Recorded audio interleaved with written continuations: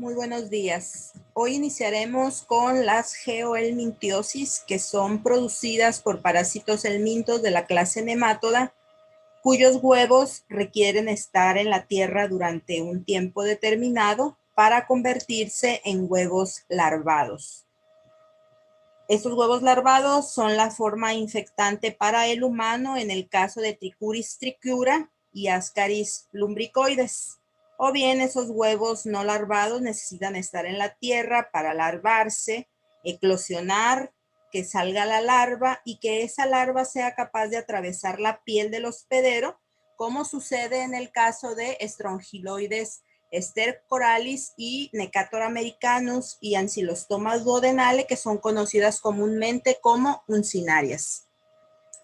Iniciemos con la tricuriosis, mejor conocida de manera común como tricocefalosis. La tricocefalosis puede ser definida como una parasitosis que afecta el intestino grueso humano, particularmente el ciego, aunque en infecciones masivas puede diseminarse el parásito por todo el colon. El agente causal de esta parasitosis es un nemátodo, Trichuris trichiura, que habitualmente no provoca daño, a menos que se encuentre en grandes cantidades en niños que padecen diferentes grados de desnutrición.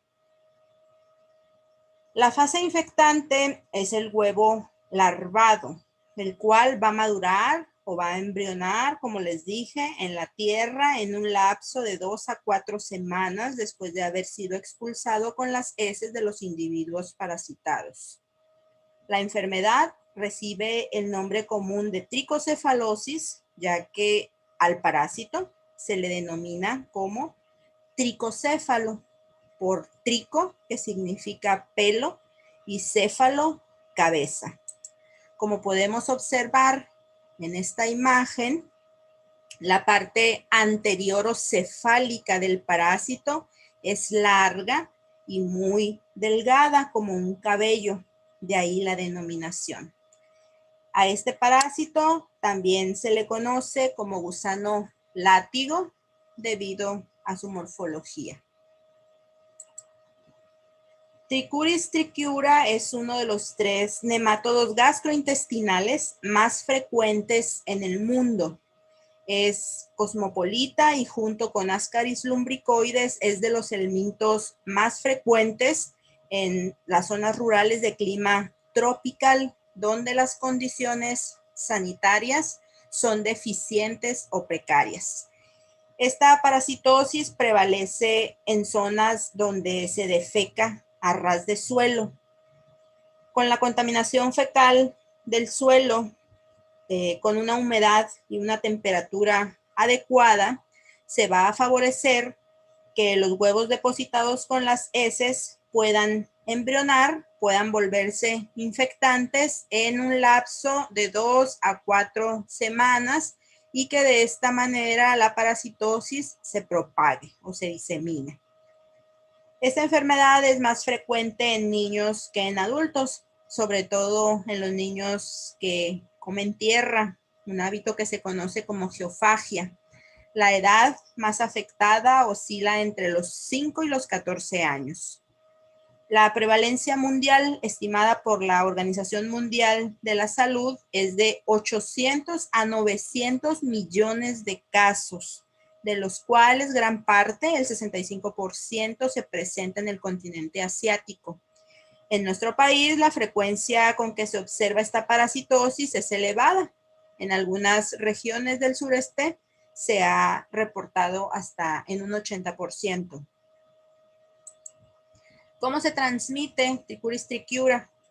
Bueno, el hombre va a adquirir la tricocefalosis o tricuriosis a través de manos, alimentos, aguas, fomites contaminados con huevos larvados del parásito, o en el caso de los niños, directamente por ingerir la tierra que contiene los huevos larvados del parásito, es decir, por geofagia. El parásito existe en 3 formas o 3 fases, como gusano adulto que presenta dimorfismo sexual, o sea, hay macho y hay hembra. Los huevos que van a ser expulsados al exterior con las heces de los sujetos parasitados en su forma no larvada y que en un tiempo dado van a larvarse en la tierra, por eso es una geohelmintiosis. Y la larva que emerge del huevo y que termina convirtiéndose en un gusano adulto. Vamos ahora con la morfología primero de los gusanos adultos. Si ustedes observan la imagen, se van a dar cuenta de que el tercio anterior, que es este que está aquí, del parásito, tanto de la hembra como del macho, es largo y muy delgado, es decir, es filiforme. El resto del cuerpo del parásito es más grueso y es fusiforme. Esto le da su forma característica de látigo. En el macho, el extremo posterior se encuentra enroscado en posición ventral y en la hembra, ese extremo posterior es romo y recto. Esta hembra puede medir de 3.5 a 5 centímetros de largo, mientras que el macho mide de 3 a 4.5 centímetros de longitud. En el extremo anterior del parásito, tanto del macho como de la hembra, el sistema digestivo se va a iniciar con un orificio bucal que no posee labios, a diferencia de lo que habíamos visto con Enterobius, que tenía una boca trilabiada. Bueno, después de ese orificio bucal va a seguir un esófago que es largo y que es delgado, también es musculoso. Al final del esófago hay una única capa de células secretoras que se conocen como esticocitos. Los esticocitos van a formar una estructura llamada esticosoma y este es utilizado para realizar el diagnóstico diferencial con otros nemátodos. Ahora vamos con el aparato reproductor.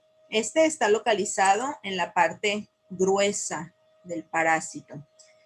En el macho, ese aparato reproductor está formado por testículos, por conductos eyaculadores y en su extremo posterior está provisto de una espícula copulatoria visible.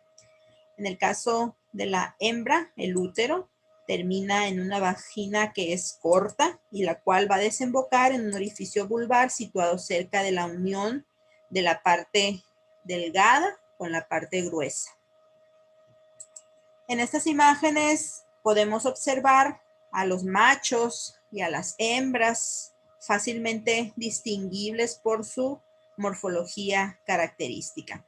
Podemos ver que el extremo anterior, tanto del macho como de la hembra, es largo y es delgado. Podemos ver el extremo posterior de los machos enroscados en sentido ventral y podemos ver que ese extremo posterior de la hembra es romo y es recto. El color de los gusanos es blanquecino y estos gusanos pueden tener una longevidad de alrededor de 7 años en el hospedero. En todos los casos, si ustedes observan, puede distinguirse fácilmente a la hembra del macho. Siempre el extremo anterior es el más delgado, el extremo posterior es el más grueso. En el caso de la hembra, observen en todos los casos que es recto y en el caso de los machos, chequen que se encuentra enroscado.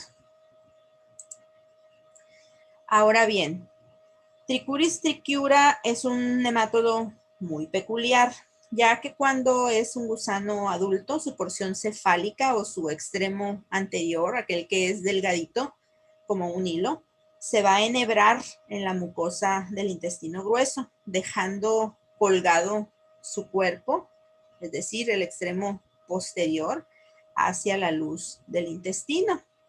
Este que está aquí es un gusano hembra y este que está aquí, que está enroscado, es un gusano macho. Si ustedes se dan cuenta, esta parte o este extremo posterior, y si recuerdan, es el que contiene el aparato reproductor del gusano. Entonces, de esta manera, la hembra puede llevar a cabo la oviposición y de esta manera los huevos pueden salir con la materia fecal para que otros individuos sean infectados y así el ciclo pueda continuar. Otra fase del parásito son los huevos. Los huevos de Trichuris trichiura son ovoides o elípticos, son de un color café amarillento o parduzcos. Estos huevos presentan una doble envoltura gruesa que los va a proteger.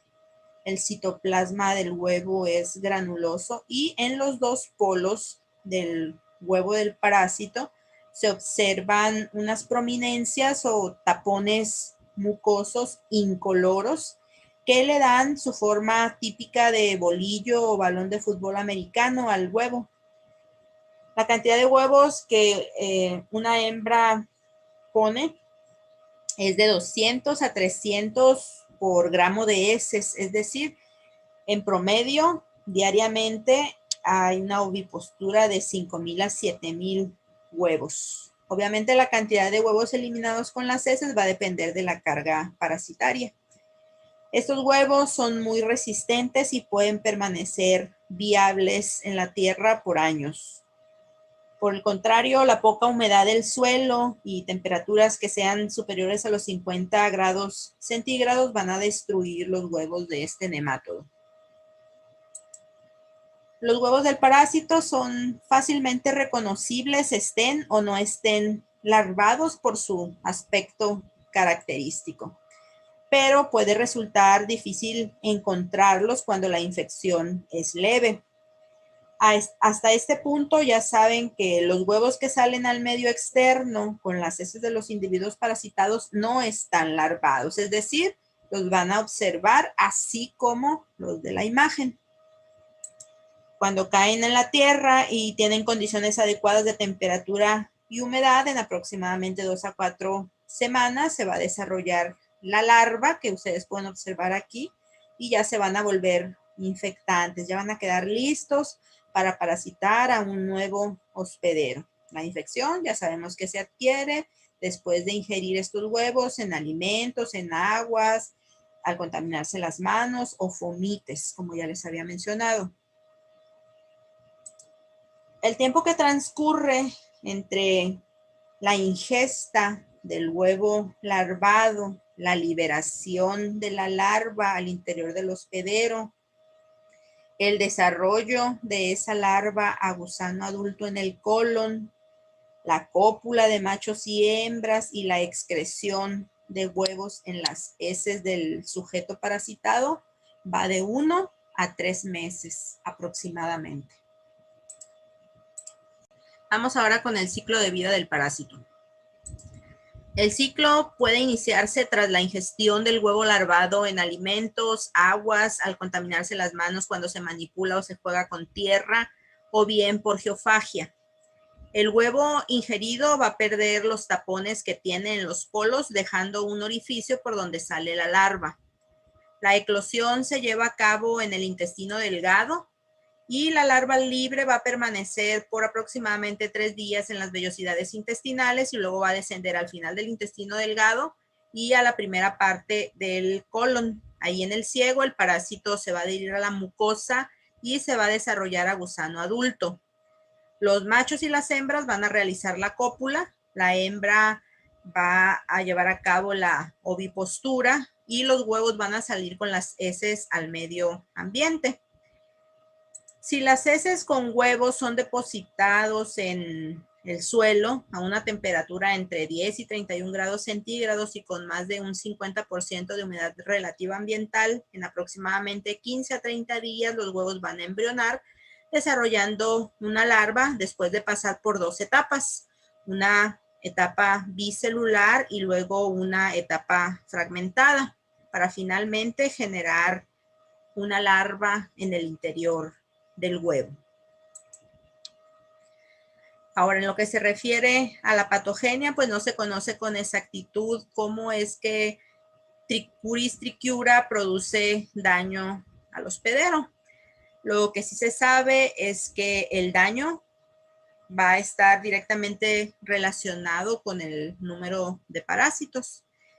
El parásito puede ejercer una acción traumática por la penetración de los gusanos a la mucosa colónica, lo que causa irritación, inflamación difusa, así como focos hemorrágicos y descamación de la pared intestinal. La acción tóxico-alérgica es debida a sustancias producidas por el nemátodo que pueden originar urticaria, por ejemplo. Esto debido a que hay una elevación de la concentración de inmunoglobulina E y además eosinofilia. También puede haber irritación de las terminaciones nerviosas. Otra acción importante que ejerce el parásito sobre el hospedero es la hematofagia. Cada gusano llega a ingerir 0.005 mililitros de sangre al día y esto puede generar anemia. La aparición de los síntomas está condicionada por la cantidad también de gusanos presentes en el intestino. Los niños y los adultos que tienen un pequeño número de parásitos presentan una infección que cursa de manera asintomática. Ahora, los niños que tienen infecciones moderadas presentan síntomas diversos, siendo la diarrea la más frecuente, junto con cólicos intestinales, náuseas y vómitos que pueden impedir la alimentación y esto puede llevar a un estado de deshidratación. En infecciones severas o masivas, la disentería va a reemplazar a la diarrea, es decir, los pacientes van a presentar evacuaciones mucosanguinolentas, va a haber pujo, va a haber tenesmo, meteorismo, anemia, palidez, pérdida de peso, entre otros síntomas. Los niños con infecciones masivas frecuentemente presentan prolapso rectal. ¿Qué es el prolapso rectal? Es la distensión de los músculos de la mucosa rectal y de los elevadores del ano que ocasiona ese descenso de la mucosa rectal. O sea, en otras palabras, el prolapso rectal es el descenso anormal de la mucosa rectal hasta o a través de la abertura anal. Aquí vemos ese prolapso rectal o ese descenso de la mucosa rectal que es frecuente sobre todo en niños masivamente parasitados con tricocéfalos. En estas otras imágenes de prolapso rectal se pueden observar a simple vista los parásitos que se encuentran enhebrados en la mucosa rectal prolapsada. El diagnóstico integral se basa en los antecedentes epidemiológicos de vivir o no en una zona endémica y de presentar la sintomatología que ya les mencioné. El hallazgo de los huevos característicos de este helminto en las heces del paciente van a confirmar el diagnóstico. Se pueden realizar coproparasitoscópicos en fresco o métodos de concentración como el de flotación de Faust o bien métodos cuantitativos como el Stoll-Cato. Este recuento de huevos es muy importante, especialmente en los casos masivos que pueden generar una anemia intensa. El diagnóstico también puede efectuarse por medio de la observación directa de los parásitos en la mucosa rectal prolapsada, como vimos en la imagen anterior, o bien al efectuar una colonoscopía o una rectosigmoidoscopía. El tratamiento de elección es el mebendazol, el cual ya sabemos que interfiere con la captación y el metabolismo de la glucosa en el gusano. Otro fármaco empleado para tratar la parasitosis es el albendazol. En caso de resistencia a estos dos fármacos, la nitazoxanida es una buena alternativa, ya que esta inhibe la polimerización de la tubulina de los helmintos. En cuanto a la prevención o profilaxis, esta se basa en contar con medios adecuados para eliminar las heces y también en fomentar hábitos de higiene adecuados como un lavado meticuloso de manos antes de manipular los alimentos, antes de comer o después de haber jugado con tierra en el caso de los niños o de haber realizado alguna actividad de jardinería. Hay que evitar la geofagia, sobre todo en el caso de los niños. Hay que tratar a las personas infectadas para evitar la diseminación de la infección Y también hay que lavar minuciosamente frutas y verduras que pudieran tener tierra. Vamos con otra geohelmintiosis, es decir, con otra parasitosis causada por un nemátodo que requiere estar en la tierra para generar la forma infectante para el hombre. Me refiero a la ascariosis. La ascariosis puede definirse como una parasitosis de tipo intestinal que es muy frecuente en países subdesarrollados y que es causada por Ascaris lumbricoides. Este nemátodo tiene como hábitat el intestino delgado, donde puede permanecer sin provocar síntomas o bien puede producir cuadros digestivos inespecíficos. También pueden provocar estos parásitos una enfermedad grave que ocasiona desnutrición y complicaciones que pueden ser fatales para el individuo parasitado. Además de las afectaciones intestinales, también pueden observarse problemas a nivel pulmonar. Ascaris lumbricoides es el nemátodo más grande que habita en el sistema digestivo y es el helminto más común que parasita al hombre. Los adultos de Ascaris lumbricoides se localizan en el intestino delgado, como ya les dije, y pueden estar en grandes cantidades que pueden llegar hasta los 5,000 gusanos adultos. En estas parasitosis de tipo masiva y bajo algún estímulo físico o químico, esos parásitos en algunas ocasiones pueden migrar erráticamente a lugares como el apéndice, el cerebro, hígado, peritoneo, riñones, páncreas, entre otros órganos, y causar consecuencias graves. Ascaris lumbricoides fue reconocido desde tiempos muy remotos, desde el antiguo Egipto, y por su similitud con la lombriz de tierra, cuyo nombre científico es Lumbricus terrestris, se originó el nombre de la especie lumbricoides para el género Ascaris que afecta al hombre. En 1916, Stuart, haciendo experimentos con cerdos y con roedores, estableció el paso de las larvas del parásito por los pulmones. Posteriormente, en 1922, los hermanos Coino encontraron larvas en el esputo 11 días después de la autoinfección intencionada, además de que se observaron síntomas como dificultad respiratoria severa, fiebre, dolor de cabeza. 15 días después del inicio de estos síntomas, se prescribió tratamiento y se expulsaron casi 700 gusanos adultos en la materia fecal, y con esto se estableció el ciclo completo de este parásito. ¿Cómo se da la transmisión de la ascariosis? Bueno, pues la transmisión se da a través de la ingestión de huevos del parásito que contengan la larva de segundo estadio. Estos huevos pueden estar contaminando aguas, alimentos, pueden estar contaminando también verduras que fueron regadas con aguas negras y que no se lavan y desinfectan de manera adecuada antes de su ingestión. Y en los niños los huevos pueden ser ingeridos por su hábito de geofagia. Quedamos que la ascariosis es una geohelmintiosis, entonces los huevos que salen al exterior con las heces y se depositan en la tierra, pues necesitan de un periodo de maduración de alrededor 2 a 4 semanas para poder volverse infectivos. Deben de estar a una temperatura óptima de 25 grados centígrados en promedio y debe haber buenas condiciones de humedad. Estos huevos mueren frente a la desecación y las temperaturas bajas van a retardar su proceso de maduración.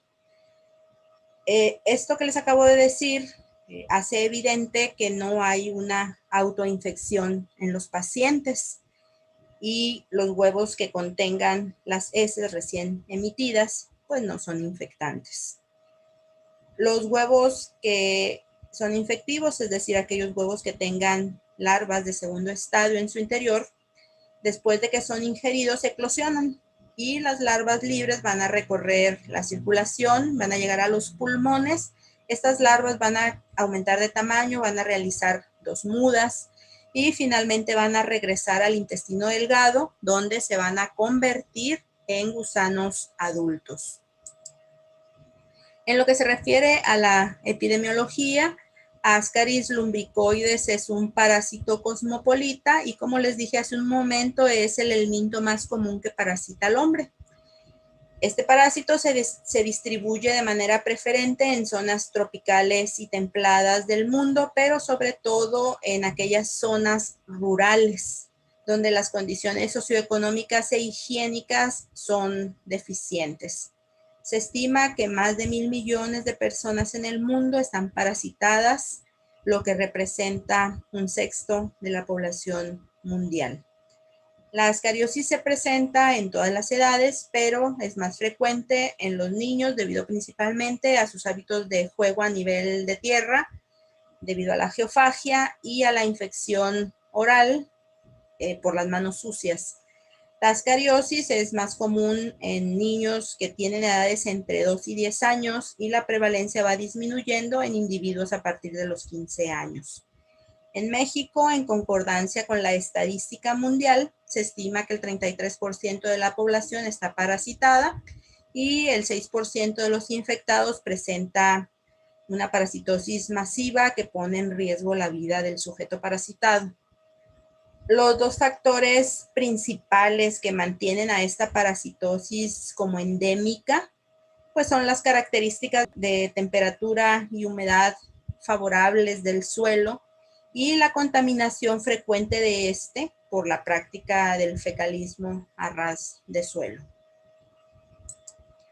El parásito presenta 3 fases en su ciclo de vida, que son un gusano adulto que es dioico, hay machos y hay hembras, los huevos que pueden ser fértiles o infértiles y una larva que va a atravesar por 4 estadios.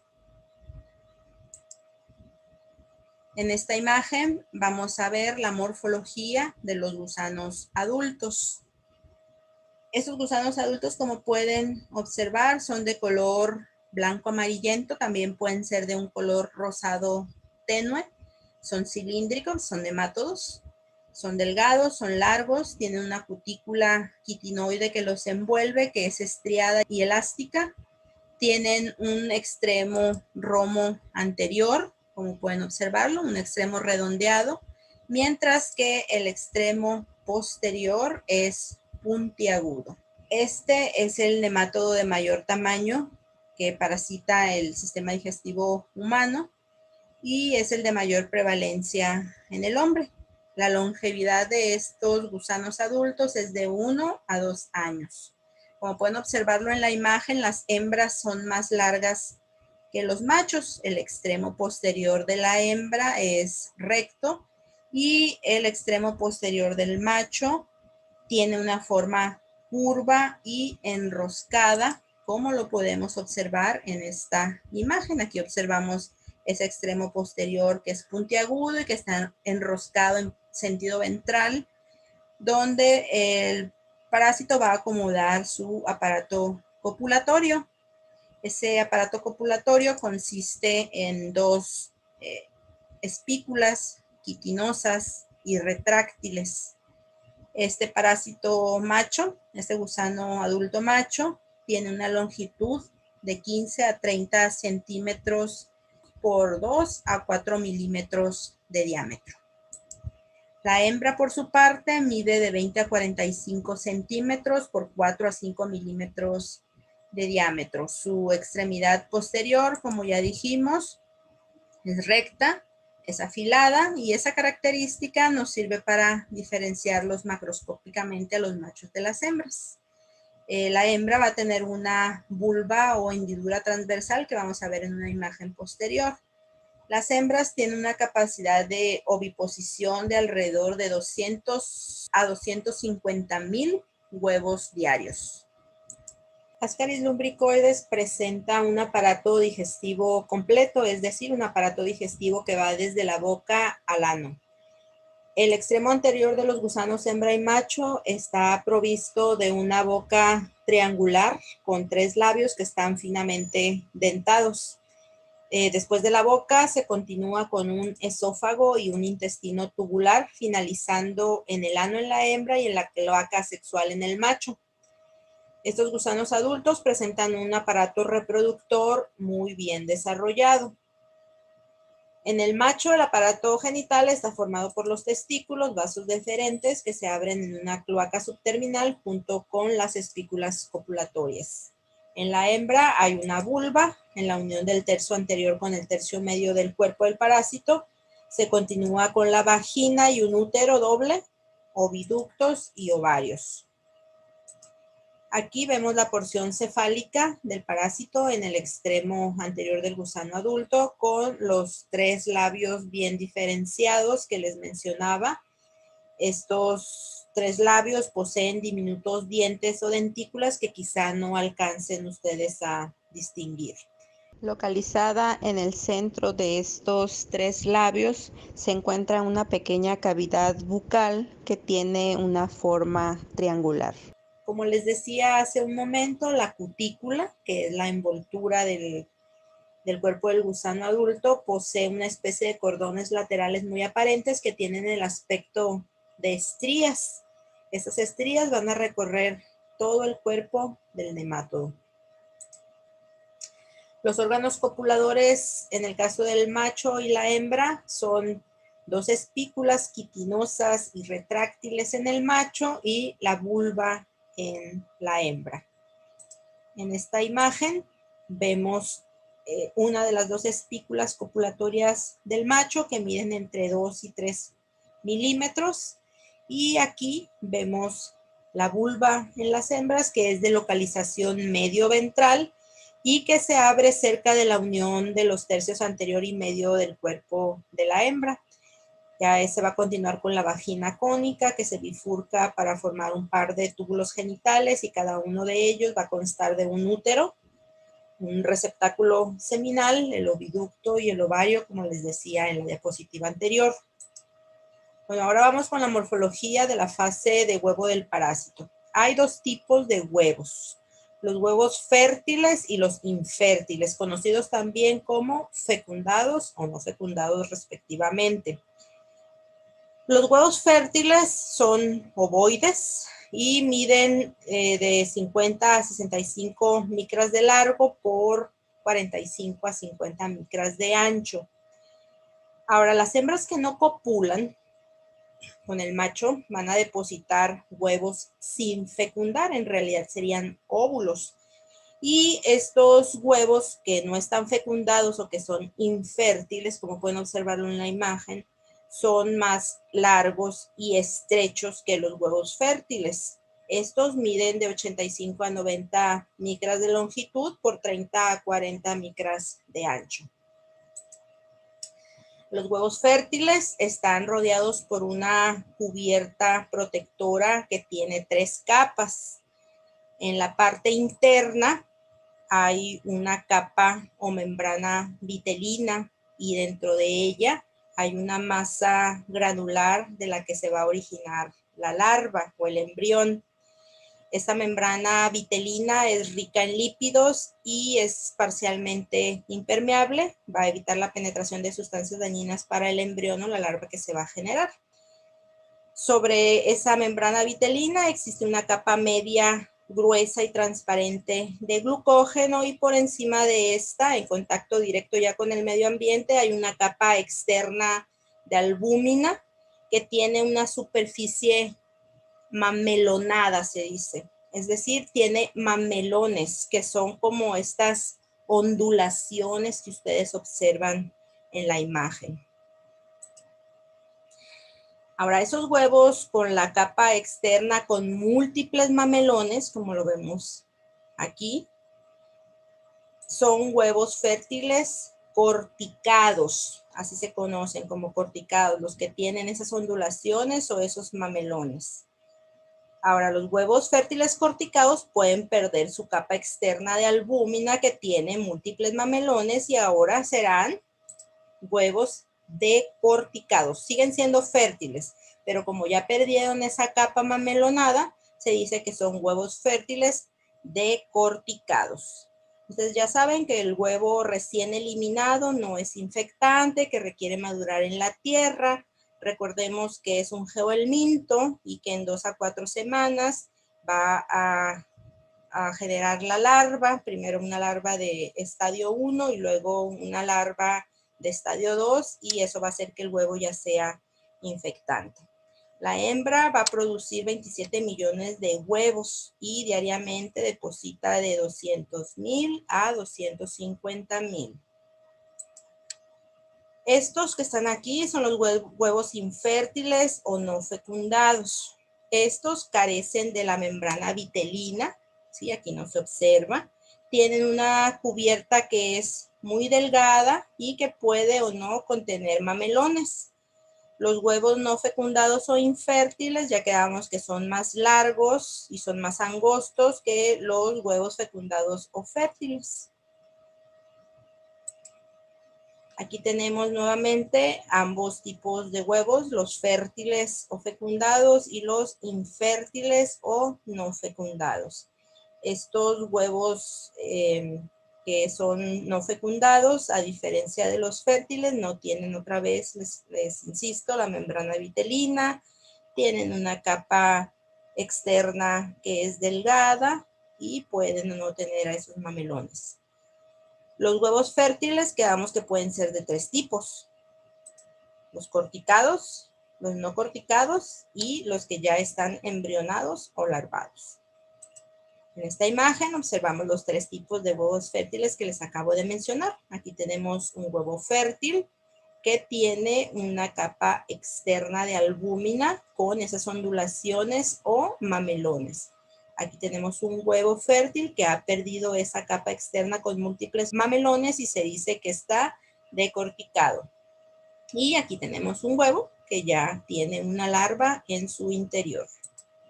Nuevamente, huevos fértiles contra huevos infértiles. Aquí tenemos a los huevos infértiles más delgados y más largos que los huevos fértiles. Aquí nuevamente vemos un huevo infértil o no fecundado. Vemos un huevo que es fértil y es corticado. Aquí vemos uno fértil, vemos sus capas, pero no vemos los mamelones. Y aquí vemos un huevo que ya tiene una larva en su interior.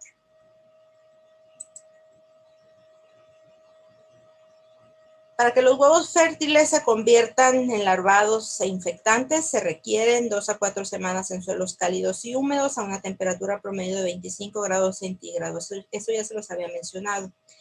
Con esas condiciones, el huevo va a embrionar, va a generar una larva primero que es una larva rhabditoide o de primer estadio, la que va a aumentar de tamaño y va a mudar después de una semana, convirtiéndose en la larva de segundo estadio o larva L2.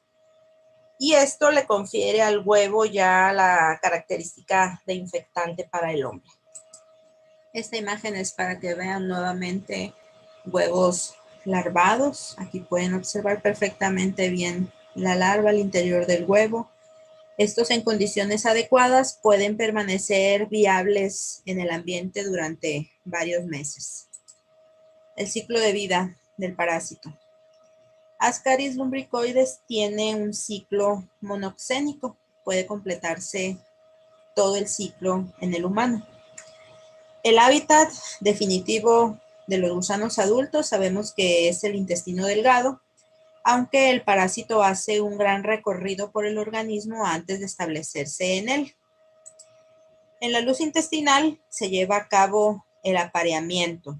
La hembra realiza la ovipostura y los huevos salen al exterior junto con la materia fecal. Sabemos que estos huevos no son aún infectivos, sino que se requieren 2 a 4 semanas en tierra húmeda, una temperatura media de 25 grados centígrados para que ese huevo sufra una serie de transformaciones y se vuelva infectivo. Lo primero que va a suceder es que en su interior se va a formar una larva de primer estadio y después de 5 a 10 días esa larva va a mudar y se va a transformar en larva de segundo estadio dentro del huevo y ya es infectante para el hombre. Este huevo infectante va a contaminar aguas, alimentos, va a ser ingerido por geofagia o al tener las manos contaminadas. Va a pasar al estómago y en el intestino delgado va a eclosionar dejando una larva libre de aproximadamente 200 micras de longitud la cual va a penetrar la pared intestinal, va a alcanzar la circulación hepática y va a permanecer en el hígado por aproximadamente unos 5 días. Ahí va a aumentar de tamaño hasta 900 micras y se va a convertir en larva de tercer estadio. Luego va a seguir su recorrido, va a llegar a corazón derecho, de ahí va a entrar a las arterias pulmonares, va a llegar a los alveolos, donde puede permanecer como larva de tercer estadio o bien puede aumentar su tamaño hasta 1.5 centímetros, va a mudar y se puede convertir en larva de cuarto estadio. Esa larva ya puede ocasionar síntomas pulmonares. Va a subir a los bronquiolos, luego a los bronquios, a la tráquea y la laringe, va a ser deglutida o tragada, va a pasar al esófago, al estómago y finalmente al intestino delgado, donde va a madurar hasta gusano adulto. Se va a llevar a cabo la cópula de machos y hembras y 10 días después de la copulación, la hembra va a realizar la ovipostura para que los huevos salgan con las heces del individuo parasitado y seguir con el ciclo de vida. Aquí tenemos resumido lo que les acabo de decir. Tenemos que el huevo con larva de segundo estadio es ingerido, pasa por el estómago y a nivel del intestino delgado emerge una larva de aproximadamente 200 micras de longitud. Esa larva va a atravesar la pared intestinal, va a alcanzar la circulación portal y se va a dirigir al hígado, donde va a estar durante aproximadamente 5 días, va a aumentar de tamaño, ahora ya va a medir 900 micras y se va a convertir en larva de tercer estadio. Luego, a través de la circulación portal va a llegar a corazón derecho, de ahí a través de las arterias pulmonares llega finalmente a los alveolos y ahí puede aumentar su tamaño hasta 1.5 centímetros. Luego va a subir por los bronquiolos, a los bronquios, a la tráquea, a la laringe, va a ser deglutida, va a llegar al esófago, luego al estómago y nuevamente al intestino delgado, y 50 días después de haber sido ingerido el huevo, vamos a tener gusanos adultos en el intestino delgado. Ahora vamos con la patogenia. La patogenia en esta parasitosis es diferente si estamos hablando de larvas o si estamos hablando de gusanos adultos. Cuando el número de larvas es pequeño, pues no se van a observar alteraciones en su paso por el hígado ni por el pulmón. Pero cuando la infección se origina por un gran número de larvas, se pueden presentar pequeñas formas hemorrágicas en hígado. Y a nivel pulmonar, la migración de las larvas produce ruptura de los capilares pulmonares, también de las paredes y de los tabiques alveolares, produciendo lesiones mecánicas que implican procesos congestivos e inflamatorios, así como microhemorragias. Eso con las larvas. Ahora con el parásito adulto. Bueno, pues el parásito adulto muestra distintos tipos de acción patógena en el hombre. Ejerce acción mecánica, tóxica y exfoliatriz. En lo que se refiere a la acción mecánica, cuando hay una parasitosis masiva, los gusanos pueden formar como una especie de ovillos y esto produce una obstrucción intestinal. La acción exfoliatriz es ejercida porque los gusanos se alimentan del quimo intestinal y por consiguiente exfolian carbohidratos, proteínas, lípidos, vitaminas, entre otros nutrientes de las dietas de los hospederos. Esto sumado que el parásito produce una sustancia inhibidora de la tripsina. La tripsina es una enzima que hidroliza los enlaces peptídicos en las proteínas.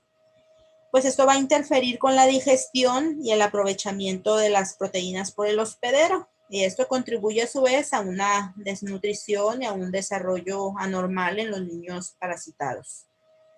En lo que se refiere a la acción toxialérgica, a través de procesos de sensibilización a sustancias que excretan y secretan los gusanos adultos de Ascaris lumbricoides, se pueden producir crisis de asma bronquial, de urticaria, irritación del árbol bronquial y también eosinofilia.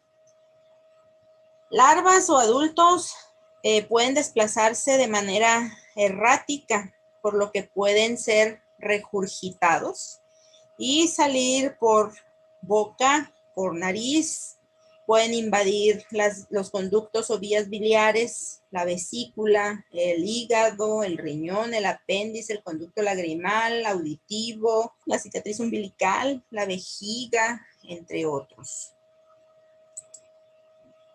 Las manifestaciones clínicas pues van a ser diferentes en la fase larvaria y las que se observan que son originadas por los gusanos adultos. En la fase de migración larvaria se observa tanto eosinofilia local como sanguínea. Hay fiebre elevada, tos, estertores o ruidos bronquiales por la presencia de exudado broncoalveolar. Puede haber disnea. A este cuadro se le conoce como síndrome de Loeffler o neumonía eosinofílica. Esta sintomatología del síndrome de Loeffler tiene una duración de aproximadamente una semana. Cuando existen reinfecciones repetidas, hay sensibilización del hospedero a esas sustancias que les digo que excretan y secretan los gusanos adultos y se van a presentar manifestaciones de tipo alérgico, como las que les mencioné, además de rash cutáneo, bronquitis, edema de labios, crisis de asma bronquial, entre otros. Los síntomas generales más frecuentes en la ascariosis son anorexia, pérdida de peso, retraso del desarrollo y desnutrición en los niños, hay malestar abdominal, dolor abdominal tipo cólico, náuseas, meteorismo, vómitos, diarreas, entre otros síntomas gastrointestinales que suelen producirse. La migración de los parásitos adultos en respuesta a ciertos estímulos químicos y físicos puede desencadenar una pancreatitis, por ejemplo, por obstrucción de un conducto llamado de Windsor. Puede haber colangitis cuando se obstruye con el parásito el colédoco. Puede también pasar el parásito a peritoneo y causar peritonitis. Puede también penetrar el apéndice y causar apendicitis, entre otras complicaciones. Cuando la ascariosis es masiva, es decir, que el individuo tenga en su intestino delgado una gran cantidad de parásitos adultos, como podemos observar en la imagen, estos pueden formar esos ovillos que les digo, o sea, pueden apelotonarse y esto puede producir el cuadro de oclusión intestinal u obstrucción intestinal. Aquí vemos, por ejemplo, un gusano asomándose por el orificio apendicular, es el produciendo apendicitis. Aquí vemos una maraña de Ascaris lumbricoides que han sido expulsados después del tratamiento. En esta imagen podemos observar un abdomen distendido y posterior al tratamiento, la expulsión de una gran cantidad de gusanos adultos. La larva o los adultos pueden ser regurgitados y salir por la boca, por la nariz. Pueden, como les decía hace un momento, invadir los conductos biliares, el hígado, el riñón, el apéndice, el conducto lagrimal. En ocasiones pueden migrar a la faringe y a la vía aérea provocando asfixia. O sea, eso de que se elimine ascaris por nariz y boca es frecuente. Ahora vamos al diagnóstico. El diagnóstico se va a confirmar por el hallazgo de los huevos en las heces mediante técnicas de concentración. Los métodos cuantitativos son importantes porque aquí se puede correlacionar la parasitosis con los síntomas y se orienta acerca del tratamiento a seguir. Se pueden confirmar también la presunción diagnóstica al observar a los adultos eliminados por cualquier orificio natural de los anteriormente mencionados. También pueden realizarse estudios de imagenología del tubo digestivo para coadyuvar en el diagnóstico. El tratamiento, pues se usan derivados benzimidazólicos como el mebendazol o el albendazol, que ya sabemos que actúan impidiendo la absorción de glucosa. Y además de esos dos benzimidazólicos, existen otras alternativas, ¿no? En cuanto a la prevención, bueno, pues como en las demás geohelmintiosis, la contaminación fecal del suelo con las heces humanas va a constituir el principal factor de propagación de las cariosis. Es muy importante tener hábitos higiénicos adecuados, como el lavado cuidadoso de las manos, especialmente en los niños después de que tengan contacto con la tierra. Se debe de evitar que el niño coma tierra, también se debe de evitar la onicofagia. Las verduras que crecen a ras del suelo preferentemente deben consumirse peladas o cocidas. Es importante también evitar el riego de frutas y hortalizas con aguas negras.